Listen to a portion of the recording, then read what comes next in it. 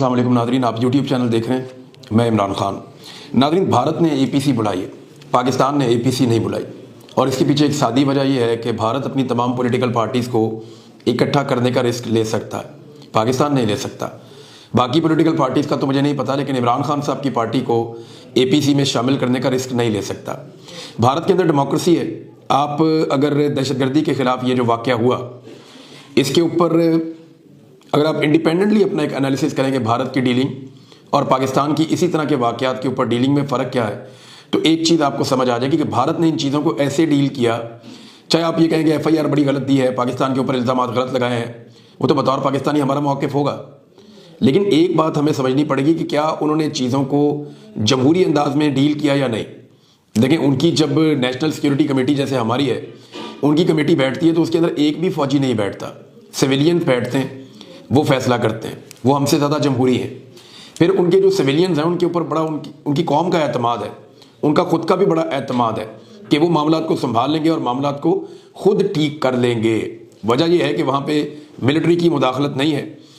पाकिस्तान में जो है वो इमरान खान या इमरान खान साहब की पार्टी की वजह से ऑल पार्टीज कॉन्फ्रेंस नहीं बुलाई जा रही, और उसके पीछे रीज़न ये है कि इतना जुल्म जबर और फसायत की गई है, इतने घटिया किस्म के मुकदमात दर्ज किए गए हैं कि अब उनका सामना नहीं किया जा सकता। जो कुछ भी इस मुल्क की एस्टेब्लिशमेंट ने इस मुल्क की एक पॉलिटिकल पार्टी के साथ किया, इंडिया ने देखे वहाँ पे नरेंद्र मोदी की जुल्म और ज़्यादती की बहुत सारी मिसालें हैं। लेकिन एक बात याद रखिएगा, वो अपने सियासी मुखालिफिन को इस तरह नहीं कुचलते जैसे पाकिस्तान में किया गया। इद्दत जैसे घटिया केसेस तो उन्होंने बनाए नहीं। अच्छा, ये चीज़ें सियासतदान कभी भी एक दूसरे के खिलाफ नहीं करते, ये चीज़ें गैर सियासी कुव्वतें एक दूसरे के खिलाफ करती हैं।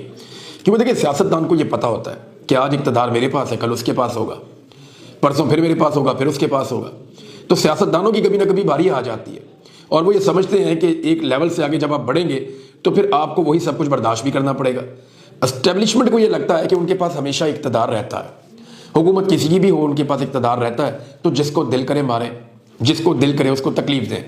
अब इस वक्त जो एस्टेब्लिशमेंट के चाहते हैं, उन्होंने किसी किस्म की कोई मजम्मत नरेंद्र मोदी की या भारत की नहीं की है। वो इमरान खान ही था जो कर रहा था खुलकर। यानी जब इमरान खान साहब का टाइम था तो बहुत सारे लोग कहते थे कि इतना फ्रंट फुट पे नहीं जाना चाहिए।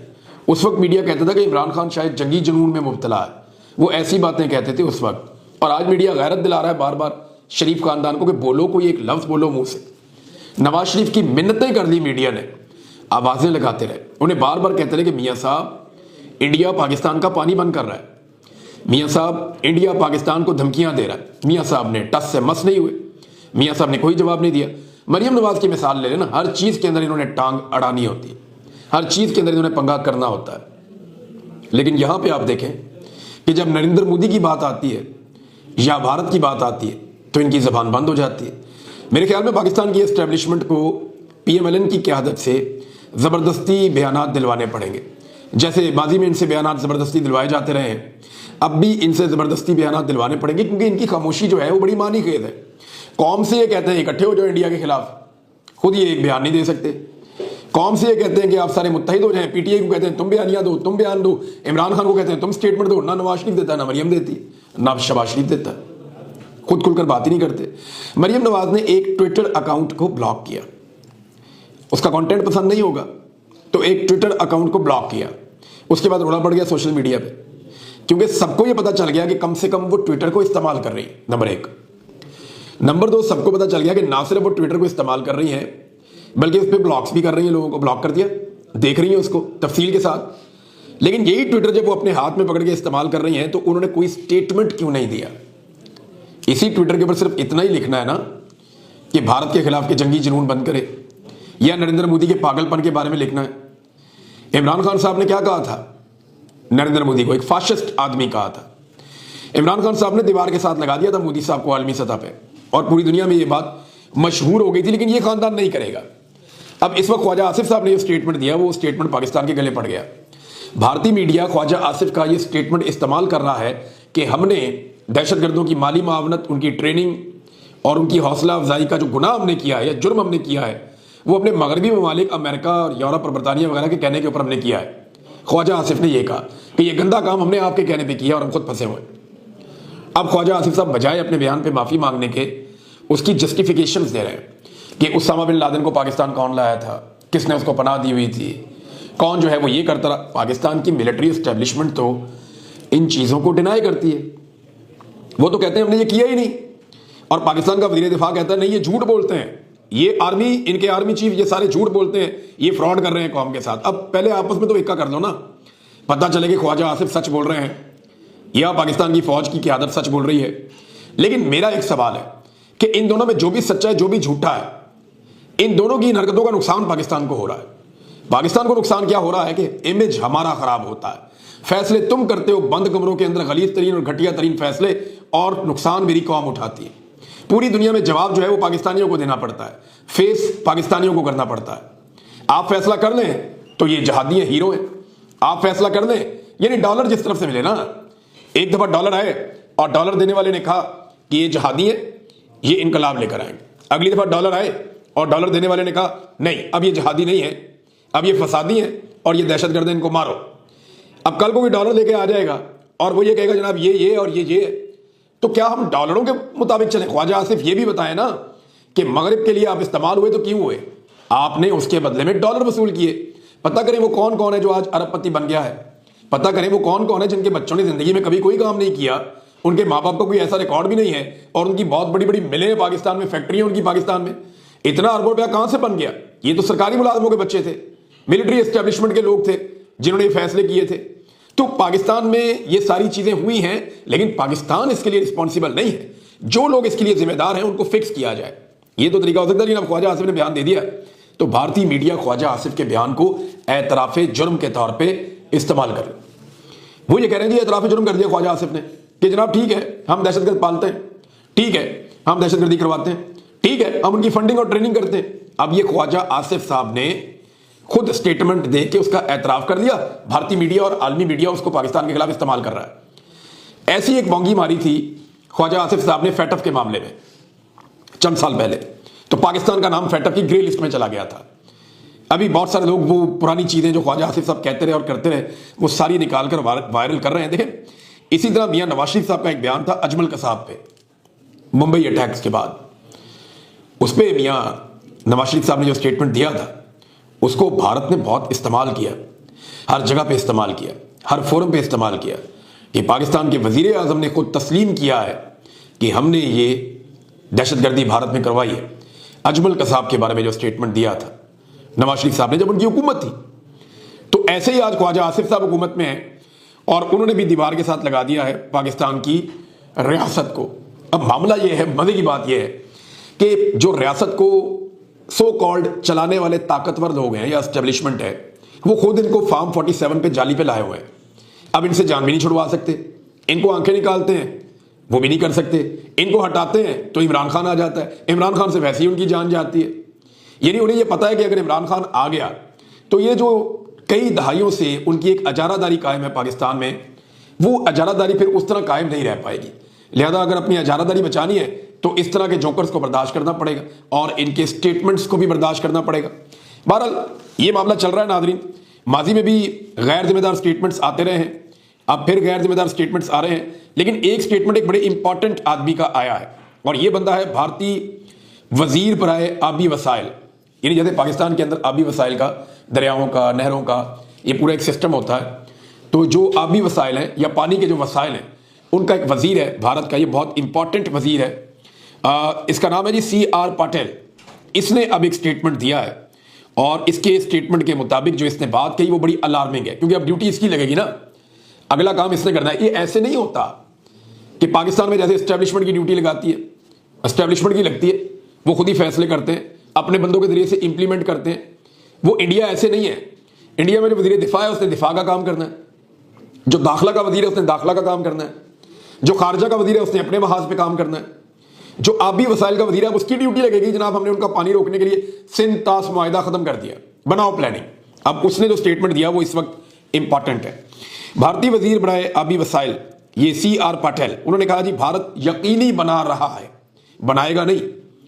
ये स्टेटमेंट में आपने गौर कर रहा है, वो ये नहीं कह रहा कि बनाएगा, भारत यकीनी बना रहा है इस वक्त जब मैं आपसे बात कर रहा हूं कि पाकिस्तान को पानी का एक कतरा भी ना मिल सके।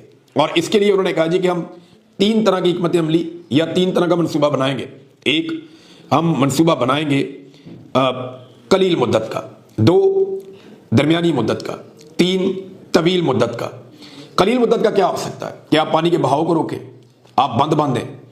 और दरमियानी मुद्दत का क्या हो सकता है कि आप डैम्स बनाना शुरू कर दें। और तवील मुद्दत का क्या हो सकता है कि उन डैम्स के जरिए से आप पानी का रुख मोड़ के जो पानी पाकिस्तान में आता है उसको भारत की तरफ ले जाएं।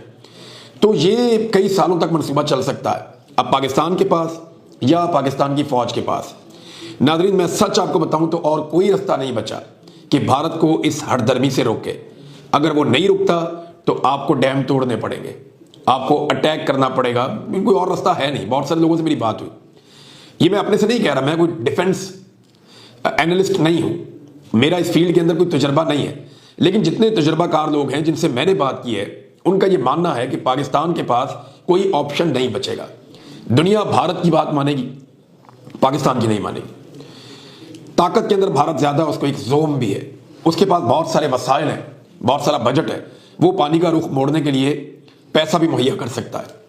तो अब तरीका क्या रह गया? आपको सिर्फ ताकत का इस्तेमाल आप कर सकते हैं, और ये कड़वी गोली अब पाकिस्तान की मिलिट्री को निगलनी पड़ेगी। भारत का जंगी जुनून कहां पहुंच गया है, उनके मीडिया को आप उठाएं, उनके सोशल मीडिया को आप उठाएं, तो आपको पता चल जाता है कि भारतीय इस वक्त कहां से बोल रहे हैं, कहां से सोच रहे हैं।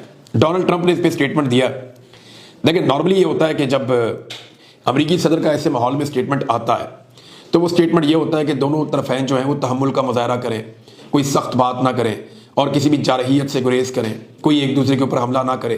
ये स्टेटमेंट आता है ना नॉर्मली। हाँ, ये वाला स्टेटमेंट आया, लेकिन अक़वाम मुत्तहिदा की तरफ से ये एक अपील आई है। अक़वाम मुत्तहिदा ने अपील की है कि जनाब तहम्मुल का मुजाहरा करें दोनों ममालिक, और कोई ऐसी हरकत ना हो जिससे अमन व अमान को नुकसान हो जाए। तो ये तो है नाज़रीन अक़वाम मुत्तहिदा का स्टेटमेंट। लेकिन अगर आप डोनाल्ड ट्रंप का स्टेटमेंट देखें तो उन्होंने कहा दोनों ममालिक इस कशीदगी को खुद हल करें, और वो किरदार अदा करेंगे या नहीं करेंगे, या बराह रास्त दोनों ममालिक से रब्ता करेंगे या नहीं करेंगे, इस बारे में डोनाल्ड ट्रंप ने खामोशी रखी है। इस बात की उन्होंने तस्दीक नहीं की। उन्होंने कहा तस्दीक नहीं कर सकते कि डोनाल्ड ट्रंप खुद से रब्ता करेंगे या नहीं करेंगे। ये जनाब डोनाल्ड ट्रंप का स्टेटमेंट है।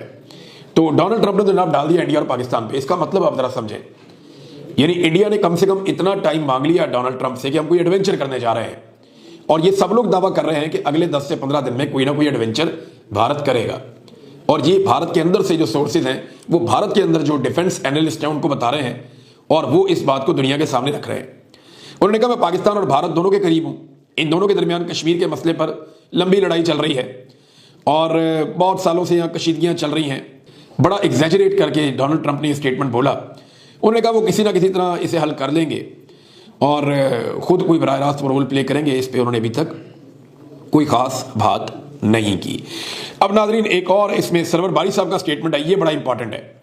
सरवर बारी साहब ने जो पाकिस्तान तहरीक इंसाफ के ऊपर बार बार लोग कहते हैं कि इन्हें मजम्मत करनी चाहिए, इन्हें सामने आना चाहिए, अभी वो हुकूमत नहीं अपोजिशन है, जेल में बैठा हुआ आदमी जिससे कोई मिल ही नहीं रहा, उसकी मजम्मत कैसे बाहर आ जाए।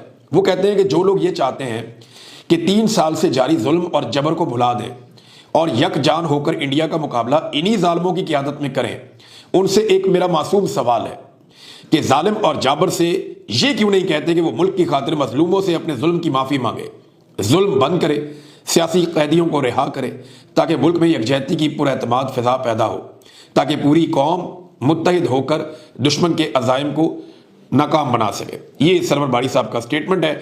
दूसरी जानिब नाज़रीन अलीमा खान साहब ने बड़ी कोशिश की है, सलमान अकरम राजा साहब, दीगर तमाम लोग कोशिश कर रहे हैं कि इमरान खान साहब से मुलाकात हो पाए, नहीं हो पा रही। एक बड़ा दिलचस्प सवाल है जो अलीमा खान साहबा ने पूछा कायम मकाम chief justice Islamabad high court से कि अगर मेरे साथ जो वकील मौजूद हैं ये तौहीन अदालत करते हैं तो इनके साथ क्या करना चाहिए। तो जज साहब ने कहा इन्हें जेल जाना चाहिए। तो फिर उन्हें भी जेल में भेजे ना जो आपका हुक्म नहीं मानते, ये अलीमा खान साहबा ने कहा। तो जज साहब जो हैं वो कब तक इस चीज़ को बर्दाश्त करेंगे, इसका सामना करेंगे। पूरी अदलिया को शर्मिंदा करवा रहे हैं। ऑर्डर दें और ऑर्डर के ऊपर इंप्लीमेंट करवाएं। ऑर्डर के ऊपर अमल दरामद होगा तभी अदालत की इज्जत बाकी रहेगी, वरना ये तौहीन अदालत है, जितनी मर्जी आप करवा लें। नाज़रीन कुछ लोग जो है वो दावे कर रहे थे कि गई 4 महीने के लिए आलिया हमजा जेल में। देखिए ये कुछ लोग शाह से ज़्यादा शाह के वफादार और एस्टेब्लिशमेंट को उल्टे मशवरे देते हैं, अपनी ख्वाहिश को खबर बनाकर बयान करते हैं कि 4-4 महीने के लिए गई आलिया हमजा जेल में, वो 4 दिन के बाद बाहर आ गई। ऐसे ही लोग जो हैं वो पाकिस्तान के अंदर एक तफरीक पैदा करते चले जा रहे हैं। यानी अब हुब्बुल वतनी के सर्टिफिकेट बांटे जा रहे हैं, इस बंदे ने ये बात की है ना, ये पाकिस्तान का वफादार नहीं है, उस बंदे ने इस तरह, तो ये पाकिस्तान में 25 करोड़ लोगों को गद्दार बना देंगे। आज पाकिस्तानियों की अक्सरियत इमरान खान के साथ खड़ी है। किसके मुकाबले में? नवाज शरीफ तो नहीं है, जरदारी तो नहीं है, फजल रहमान तो नहीं है। आज पाकिस्तान की अवाम इमरान खान के साथ खड़ी है। किसके मुकाबले में? एस्टेब्लिशमेंट के मुकाबले में। तो एस्टेब्लिशमेंट को यह सोचना होगा ना कि कब तक उन्होंने ये मुखालफत लेनी है। अगर इस तरह आप देखेंगे तो पाकिस्तान की आप 70-80% आबादी को आप बोले सारे ही गद्दार हैं। अभी जो कुछ अरसा पहले सनाउल्लाह मस्ती खेल साहब ने कहा कि एक सर्वे हुआ है फौज के अंदर, और उस सर्वे के मुताबिक 90% से ज्यादा फौजी जो हैं वो इमरान खान साहब को पसंद करते हैं। तो क्या वो भी सारे गद्दार हैं? ये लोगों की ओपिनियन है, ये उनका फैसला है। वो आज इमरान खान को समझते हैं कि अल्लाह ताला ने इस आदमी को भेजा, इससे फायदा उठाओ। ये आदमी जो है इसको अल्लाह ताला ने सलाहियत दी है। अल्लाह ने हम सबको, हमें अल्लाह नहीं भेजा है, हम सब अल्लाह की मखलूक हैं। जो ड्यूटी वो हमारी लगाता है, हमसे करवा भी लेता है काम। लेकिन अगर अल्लाह रब्बुल इज्जत ने इमरान खान साहब को ये हैसियत दी है, ये समझबूझ दी है और ये काबिलियत दी है, ये सलाहियत दी है, तो उससे काम ले लें। लेकिन उस आदमी को जेल के अंदर बंद किया हुआ आज वही आदमी है जो पूरी दुनिया में पाकिस्तान का मुकदमा भी लड़ सकता है और पाकिस्तान की कौम को इकट्ठा भी कर सकता है। तो अगर इमरान खान से आपने काम नहीं लेना तो ठीक है, फिर ख्वाजा आसिफ से गुजारा करें। ख्वाजा आसिफ साहब आपके लिए ट्रोल करवाते रहेंगे और आलमी सतह पे आपके ठट्टे उड़वाते रहेंगे। भारत जो है वो ट्विटर के ऊपर बयानियां बना रहा है, पूरी दुनिया में वो ट्वीट करते हैं, उनका बयानिया जाता है, पूरी दुनिया में सर्कुलेट होता है। हमारा ट्विटर नहीं चल रहा पाकिस्तान में, हमने मुकाबला करना है। ये बयानिया का तोड़ ऐसे होगा, कभी भी नहीं होगा। ये एक्चुअली ट्विटर से नहीं डरते, ये डरते इमरान खान से, क्योंकि वहां पे इमरान खान साहब की अक्सरियत है। एक और खबर है नाज़रीन, ये खबर मैंने पहले पढ़ी थी और मैं चाह रहा था खबर आपके साथ शेयर करूं। बड़ी इंटरेस्टिंग खबर है और मैंने ये रिजवान गलज़ई साहब जो हमारे दोस्त हैं उनके अकाउंट से इसको पढ़ा था। हमारी जो 3 वाली टीम है उन्होंने इस खबर को शेयर किया था कि जनाब सिंध के अंदर भी अब SIFC ने ज़मीन मांग ली है।